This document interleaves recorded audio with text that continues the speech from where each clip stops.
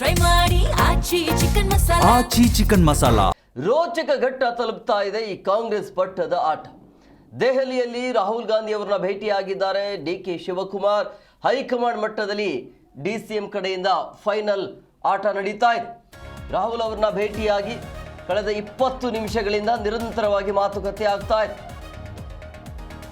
ತಡರಾತ್ರಿ ಖರ್ಗೆ ಅವರನ್ನ ಮತ್ತೆ ವೇಣುಗೋಪಾಲ್ ಅವರನ್ನ ಭೇಟಿಯಾಗಿ ಚರ್ಚೆ ಮಾಡುವಂಥ ಸಾಧ್ಯತೆ ಇದೆ. ಇದೀಗ ಸೋನಿಯಾ ಮನೆಯಲ್ಲಿ ರಾಹುಲ್ ಜೊತೆಗೆ ಡಿಕೆ ಚರ್ಚೆಯನ್ನು ಮಾಡ್ತಿದ್ದಾರೆ. ದೆಹಲಿಯ 10 ಜನಪಥ್ನಲ್ಲಿರುವಂಥ ಸೋನಿಯಾ ನಿವಾಸ. 20 ನಿಮಿಷಗಳ ಕಾಲ ರಾಹುಲ್ ಗಾಂಧಿ ಅವರ ಜೊತೆ ಡಿಕೆ ಶಿವಕುಮಾರ್ ಕಡೆಯಿಂದ ಚರ್ಚೆ ಆಗ್ತಾ ಇದೆ. ರಾಜ್ಯದ ವಿದ್ಯಮಾನಗಳ ಬಗ್ಗೆ ಡಿಸಿಎಂ ಡಿಕೆ ಶಿವಕುಮಾರ್ ಚರ್ಚೆ ಮಾಡ್ತಿದ್ದಾರೆ. ರಾಜ್ಯ ರಾಜಕೀಯದ ಬಗ್ಗೆ ರಾಹುಲ್ ಜೊತೆಗೆ ಚರ್ಚೆ ಆಗುತ್ತೆ. ಅದರ ಜೊತೆಗೆ ಸಿಎಂ ಪಟ್ಟದ ವಿಚಾರವಾಗಿ ಈಗ ಆಲ್ಮೋಸ್ಟ್ ಆಲ್ ಎಲ್ಲವೂ ಕೂಡ ಮುಕ್ತಾಯ ಆಗಿದೆ. ಕೊಟ್ಟಿರುವಂಥ ಮಾತು ಎಲ್ಲಿ ತನಕ ಬಂದಿದೆ ಅನ್ನುವಂಥದ್ದು ಒಂದೇ ಒಂದು ಪ್ರಶ್ನೆ ನೀಡ್ತಾರೆ. ಎಲ್ಲಿಯ ತನಕ ನಾನು ಸೈಲೆಂಟ್ ಆಗಿರಬೇಕು, ನನಗೆ ಅಧಿಕಾರವನ್ನು ಬಿಟ್ಕೊಡ್ತೀರಾ ಇಲ್ಲ, ಅಥವಾ ಅಧಿಕಾರವನ್ನು ಹಸ್ತಾಂತರಿಸಲಿಲ್ಲ ಅನ್ನುವಂಥದ್ರ ಬಗ್ಗೆ ಸಹಜವಾಗಿ ಪ್ರಶ್ನೆಯನ್ನು ಮಾಡಿರ್ತಾರೆ. ಅದರಲ್ಲಿ 2 ಮಾತೇ ಇಲ್ಲ. ಯಾಕಂದರೆ ಈ ಪರಿಯಾಗಿ ಚರ್ಚೆ ಆಗೋದಕ್ಕೆ ಸುಮ್ಮನೆ ಅಲ್ಲ, ಮೊದಲು ಮಾತುಕತೆ ಆಗಿರುತ್ತೆ. ಆ ಮಾತುಕತೆ ತಕ್ಕಂತೆ ನಿನ್ನೆ ತಾನೇ ಹೇಳಿದರು, ಏನು ಮಾತನಾಡಿದ್ದೀವಿ ಅನ್ನೋದು ನನಗೂ ಸಿದ್ದರಾಮಯ್ಯನವ್ರಿಗೂ ಮತ್ತು ಹೈಕಮಾಂಡ್ 3 ಜನರಿಗೆ ಮಾತ್ರ ಗೊತ್ತಿದೆ ಅನ್ನೋ ವಿಚಾರದಲ್ಲಿ ಮಾತನಾಡಿದ್ರು. ಅಂದರೆ ಮಾತುಕತೆ ಆಗಿದೆ ಅನ್ನೋದು, ಒಟ್ಟಿನಲ್ಲಿ ಮಾತುಕತೆ ಆಗಿದೆ. ಸೊ ಹಂಗಾಗಿ ಅಂತಿಮವಾಗಿ ಫೈನಲ್ ಆಗುವಂಥ ಎಲ್ಲ ಸಾಧ್ಯತೆ ಕಂಡು ಬರ್ತಾ ಇದೆ. ಈಗ ಒಂದು ಬಜೆಟ್ ಆದಮೇಲೋ ಅಥವಾ ಬಜೆಟ್ ಮುಂಚೆನೋ ಈಗಿರುವಂಥ ಯಕ್ಷ ಪ್ರಶ್ನೆ, ಅದರ ಜೊತೆಗೆ ರಾಜ್ಯ ರಾಜಕೀಯದಲ್ಲಿ ಏನೆಲ್ಲ ನಡೀತಾ ಇದೆ ಅನ್ನೋದ್ರ ಬಗ್ಗೆ, ಈಗಿನ ರಾಜಕೀಯ ವಿದ್ಯಮಾನಗಳು ಏನು, ಅದರ ಜೊತೆಗೆ ಬೈ ಎಲೆಕ್ಷನ್ ಆಗಿರ್ಬೋದು, ಲೋಕಲ್ ಎಲೆಕ್ಷನ್ ಇದೆ, ಎಲ್ಲ ವಿಚಾರದ ಬಗ್ಗೆ ಚರ್ಚೆ ಸಹಜವಾಗಿ ಆಗಿರುತ್ತೆ. ಚರ್ಚೆ ಆಗಬೇಕಾಗಿರೋದು ಸಿ ಎಂ ಪಟ್ಟದ ವಿಚಾರವಾಗಿ. ಆ ವಿಚಾರವಾಗಿ ಚರ್ಚೆ ಅಂತೂ ಖಂಡಿತವಾಗಿ ಕೂಡ ಮಾಡಿರ್ತಾರೆ. ಬಟ್ ಅದನ್ನು ಬಹಿರಂಗಪಡಿಸೋದಿಲ್ಲ ಅಂತ ಅನಿಸತ್ತೆ. ಒಟ್ಟಿನಲ್ಲಿ ಮಾಹಿತಿ ಪಡೆದುಕೊಂಡಂತೂ ಬರ್ತಾರೆ. ರಾಹುಲ್ ಅವ್ರನ್ನ ಭೇಟಿಯಾಗಿದ್ದಾರೆ. ಇನ್ನು ಸೋನಿಯಾ ಅವ್ರನ್ನೂ ಕೂಡ ಭೇಟಿಯಾಗುವಂಥ ಎಲ್ಲ ಸಾಧ್ಯತೆ ಇದೆ. ಖರ್ಗೆ ಅವ್ರನ್ನೂ ಕೂಡ ಭೇಟಿ ಆಗ್ತಾರೆ. ಸೊ ಎಲ್ಲರನ್ನ ಭೇಟಿ ಆಗ್ತಾ ಇರುವಂಥ ಹಿನ್ನೆಲೆಯಲ್ಲಿ ಸಹಜವಾಗಿ ಒಂಥರ ಫೈನಲ್ ಸ್ಟೇಜ್ ಇದು. ಸೊ ಹಂಗಾಗಿ ಫೈನಲ್ ಗೇಮ್ ಆಡಲೇಬೇಕು. ಸುಮ್ಮನೆ ಇದರಲ್ಲಿ ಅವಕಾಶಗಳನ್ನು ನಾವೇ ಸೃಷ್ಟಿಕೊಳ್ಬೇಕು. ಸುಮ್ಮನೆ ಅವಕಾಶಗಳು ಬರೋದಿಲ್ಲ. ಆ ಅವಕಾಶಗಳನ್ನು ನಾವೇ ಸೃಷ್ಟಿ ಮಾಡಿಸ್ಕೊಳ್ಬೇಕು ಅಥವಾ ಮಾಡ್ಕೊಳ್ಬೇಕು. ಸೊ ಹಂಗಾಗಿ ಸುಮ್ಮನೆ ಕೂತ್ರೆ ಆಗೋದಿಲ್ಲ ಅನ್ನುವಂಥ ನಿರ್ಧಾರಕ್ಕೆ ಡಿಕೆ ಶಿವಕುಮಾರ್ ಅವರು ಬಂದಿದ್ದಾರೆ ಅನ್ನೋ ಥರ ಕಾಣ್ತಾ ಇದೆ. ಸೊ ಹಂಗಾಗಿ ಫೈನಲ್ ಆಟ ಅಂತೂ ನಡೀತಾ ಇದೆ.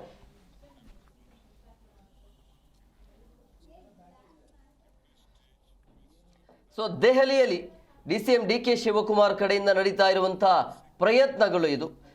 ರೋಚಕ ಘಟ್ಟ ತಲುಪ್ತಾ ಇರುವಂಥದ್ದು ಈ ಕಾಂಗ್ರೆಸ್ನ ಪಟ್ಟದಾಟ. ಮತ್ತೊಂದು ಕಡೆ ಸಿದ್ದರಾಮಯ್ಯನವರ ಪುತ್ರ ಯತೀಂದ್ರ ಅವರು ಅಪ್ಪನೇ 5 ವರ್ಷಗಳ ಕಾಲ CM ಆಗಿರ್ತಾರೆ ಅಂಥೇಳಿ ಅದು ಬೇಜಾರಾಗ್ತಾ ಇರೋದು ಡಿಕೆ ಶಿವಕುಮಾರ್ ಮತ್ತು ಡಿಕೆ ಶಿವಕುಮಾರ್ ಬಣದವರಿಗೆ. ಕಾಂಗ್ರೆಸ್ನ ಬಾವುಟ ಕಟ್ಟಿದವರೆಲ್ಲ ಇವ್ರು ಯಾರೂ ಇಲ್ಲ.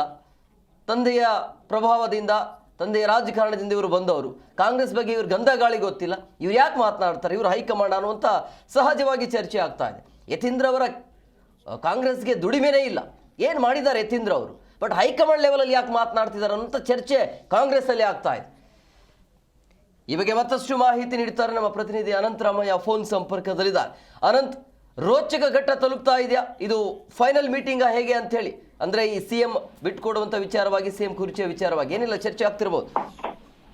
ಹೇಮಕುಮಾರ್, ಏನಂದ್ರೆ ಈಗ ಕಳೆದ ಹಲವಾರು ದಿನಗಳಿಂದಲೂ ಕೂಡ ಏನು ಈ ಒಂದು ಕುರ್ಚಿ ಸಂಬಂಧಪಟ್ಟಂಗೆ ಡಿಸಿಎಂ ಡಿಕೆ ಶಿವಕುಮಾರ್ ಜೊತೆಗೆ ಮುಖ್ಯಮಂತ್ರಿ ಸಿದ್ದರಾಮಯ್ಯ ಅವರ ನಡುವೆ ಸಾಕಷ್ಟು ಒಂದ್ ರೀತಿಯಾದಂತಹ ಅವರ ಸಪೋರ್ಟರ್ಸ್ ಹೇಳಿಕೆಗಳಾಗಿರ್ಬೋದು, ಅವರವರ ಸ್ಟೇಟ್ಮೆಂಟ್ಗಳಾಗಿರ್ಬೋದು, ಒಂದ್ ರೀತಿ ಸಾಕಷ್ಟು ಮಾಧ್ಯಮಗಳಿಗಾಗಿರ್ಬೋದು ಮತ್ತೆ ಇನ್ನಿತರ ಪಕ್ಷದ ಮುಖಂಡರಿಗಾಗಿರ್ಬೋದು ಒಂದ್ ರೀತಿಯಾಗಿ ಗೊಂದಲದ ಸ್ಟೇಟ್ಮೆಂಟ್ಗಳು ಅಂತೆಲ್ಲ ಹೇಳ್ಬೋದು. ಈ ನಡುವೆ ಬಟ್ ಅವರಿಬ್ರು ಕೂಡ ಕ್ಲಿಯರ್ ಆಗಿ ಏನ್ ಹೇಳಿದ್ರೆ, ನಾವು ಯಾವುದೇ ಕಾರಣಕ್ಕೂ ಕೂಡ ಹೈಕಮಾಂಡ್ ಏನು ಒಂದು ನಿರ್ಧಾರ ಕೈಗೊಳ್ಳುತ್ತೆ ಆ ಒಂದು ಹೈಕಮಾಂಡ್ ನಿರ್ಧಾರಕ್ಕೆ ನಾವು ಬದ್ಧವಾಗಿದ್ದೀವಿ. ಸಿದ್ದರಾಮಯ್ಯನೂ ಅಷ್ಟೇನೆ, ಅದ್ರ ಜೊತೆಗೆ ಡಿಕೆ ಆದ್ರೂ ಅಷ್ಟೇ, ಬೇರೆ ಯಾರಾದ್ರೂ ಅಷ್ಟೇ ನಾವು ಬದ್ಧವಾಗಿದ್ದೀವಿ ಅಂತ ಹೇಳಿದ್ರು. ಬಟ್ ನಿನ್ನೆ ಇದಕ್ಕೆ ಸಂಬಂಧಪಟ್ಟಂಗೆ ಸಿದ್ದರಾಮಯ್ಯನವರು ಕೂಡ ಏನು ಮಾಧ್ಯಮದವರ ಮೇಲೆನೆ ಒಂದ್ ರೀತಿ ಕೋಪಗೊಂಡಂತಹ ರೀತಿನಲ್ಲಿ ಕಂಡಂತಹ ಒಂದು ದೃಶ್ಯವನ್ನು ಕೂಡ ನಾವು ನೋಡಿದ್ವು. ಇದು ಬಿಟ್ಟು ಬೇರೆ ಏನು ನಿಮಗೆ ಕ್ವಶನ್ಸ್ ಇಲ್ವಾ ಕೇಳಲಿಕ್ಕೆ ಅನ್ನೋ ರೀತಿಯಲ್ಲಿ ಒಂದ್ ರೀತಿ ಕೋಪಗೊಂಡು ಕೂಡ ಮಾತಾಡಿದ್ರು. ಈ ನಡುವೆ ಏನು ಡಿ.ಕೆ. ಶಿವಕುಮಾರ್ ಅವರು ದೆಹಲಿಗೆ ಪ್ರಯಾಣವನ್ನ ಬೆಳೆಸಿರೋದು ಸಾಕಷ್ಟು ಕುತೂಹಲಕ್ಕೆ ಕಾರಣವನ್ನ ಮಾಡಿಕೊಟ್ಟಿದೆ. ಬಟ್ ಮೇಲ್ನೋಟಕ್ಕೆ ಏನು ಅಸ್ಸಾಂ ಚುನಾವಣೆ ಹಿನ್ನೆಲೆಯಲ್ಲಿ ಅಸ್ಸಾಂನ ಉಸ್ತುವಾರಿಯನ್ನು ಕೂಡ ಡಿ.ಕೆ. ಶಿವಕುಮಾರ್ ಅವರ ಒಂದು ಹೆಗಲಿಗೆ ನೀಡಲಾಗಿದೆ. ಜೊತೆಗೆ ಆ ಒಂದು ಟಾಸ್ಕ್ ಅನ್ನು ಕೂಡ ಕೊಡಲಾಗಿದೆ. ಆನಂತರ ಒಂದು ಕುರ್ಚಿ ಒಂದು ಏನು ಬದಲಾವಣೆ ಬಗ್ಗೆ ಮಾತುಕತೆಯನ್ನ ಮಾಡೋಣ ಅನ್ನೋ ಒಂದು ನಿಟ್ಟಿನಲ್ಲಿ ಶಿವಕುಮಾರ್ ಅವರಿಗೆ ಒಂದು ಸವಾಲಿನ ಒಂದು ಕೆಲಸ ಆಗಿತ್ತು. ಈಗ ಈ ಹಿನ್ನೆಲೆಯಲ್ಲಿ ಏನು ಇವತ್ತು ಈಗಾಗಲೇ ಏನು ಅವರು ಪಕ್ಷದ ವಿರೋಧ ಪಕ್ಷ ನಾಯಕರು ಮತ್ತೆ ಹೈಕಮಾಂಡ್ ಜೊತೆಗೂ ಕೂಡ ಮಾತಾಡಿದ್ದಾರೆ. ರಾಹುಲ್ ಗಾಂಧಿ ಆಗಿರ್ಬೋದು, ಮಲ್ಲಿಕಾರ್ಜುನ ಖರ್ಗೆ ಜೊತೆಗೆ ಸೋನಿಯಾ ಗಾಂಧಿ ಅವರ ಜೊತೆಗೂ ಕೂಡ ಮಾತಾಡಿದ್ದಾರೆ.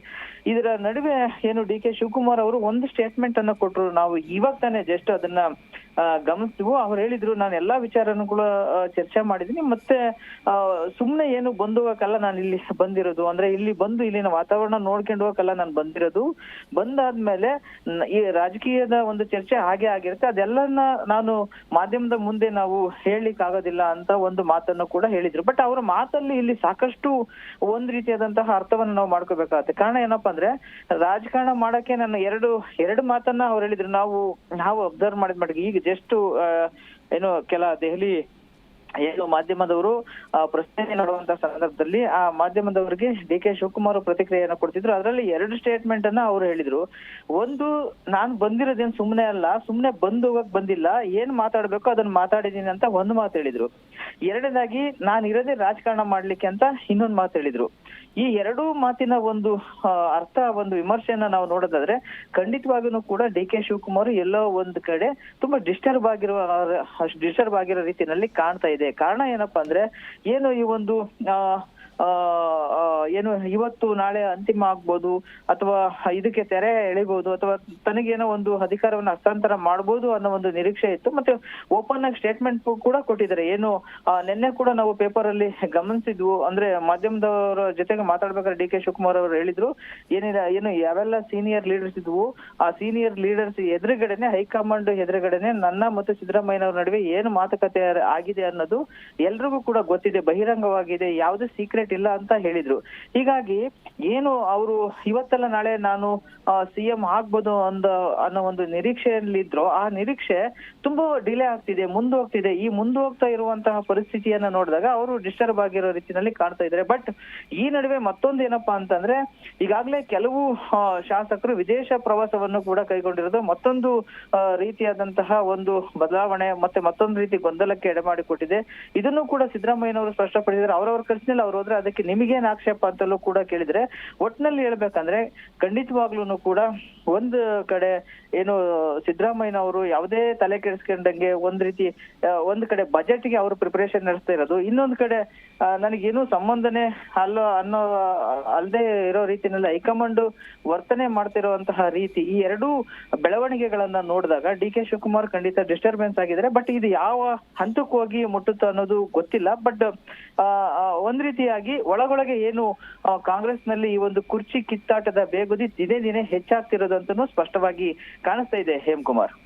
S, okay, thank you Anant ನಿಮ್ಮೆಲ್ಲ ಡೀಟೇಲ್ಸ್ಗಾಗಿ.